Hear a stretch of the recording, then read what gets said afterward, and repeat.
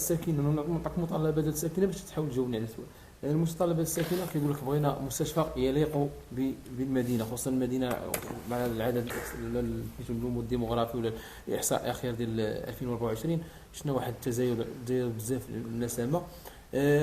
كطالب النظافه، كطالب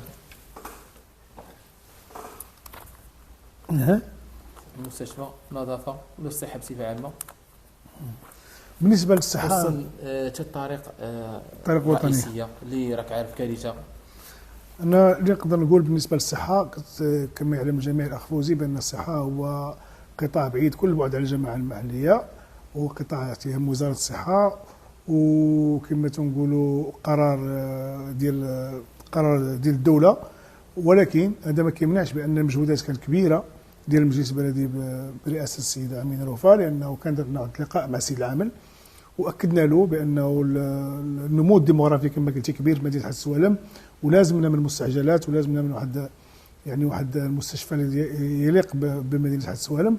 فكان الرد ايجابي وكان سريع من طرف السيد عامل الاقليم اللي استجاب الطلب وعطى التعليمات ديالو في الحين للمندوب ديال وزاره الصحه اللي كان معنا في الاجتماع، والسيد رئيس قسم المبادره الوطنيه للتنميه البشريه، على اساس على ابعد التقدير في بدايه شهر 1 في 2025 غادي يتحل المستعجلات اللي في العمران، على اساس بان المبادره الوطنيه للتنميه البشريه خصها واحد المبلغ مهم اللي غتقتني به المستلزمات والتجهيزات ديال هذاك المستعجلات، والجماعه هي غيكون عندها واحد القسط اللي غادي تساهم به.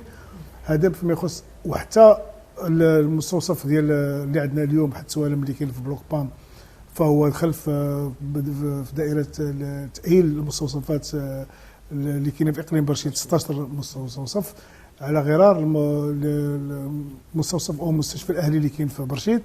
وهذا غادي يكون المده الزمنيه ديالو باش غادي يتحقق ما غاديش فوق 8 اشهر، وغادي يكون غادي يتعاد البناء ديالو هذاك المستوصف. فكنشكر من هذا المنبر السيده الرئيسه، وكنشكر الساده المستشارين والساده النواب، وكنشكر بشكل كبير السيد عامل الاقليم اللي استجاب للطلبات ديالنا في حينه. وحنا مصرون على ان مدينه حدث السوالم يكون فيها مستشفى، وهذا اللي كيخلينا نقولوا بان الدوره المقبله اليوم كان عندنا اجتماع المكتب تحضير الدوره اللي غتكون لهم 12 في شهر 12، وفيه في النقطه العاشره حول احداث مستشفى محلي بحدث السوالم. فاحنا غادي ان شاء الله نعملوا جاهدين باش نقتنيوا البقعه الارضيه اللي غادي نحطوا فيها واحد المستشفى محلي اللي يكون كيليق بالسكينه وكيواكب النمو الديموغرافي ديال المدينه اللي شفتوه. النمو الديموغرافي كان يعني تكاثر متسارع وتكاثرت يعني عدد السكينه. فاحنا غنديروا الجهد ديالنا ان شاء الله باش يكون عندنا مستشفى محلي اللي يليق بالسكينه ديال السوالم.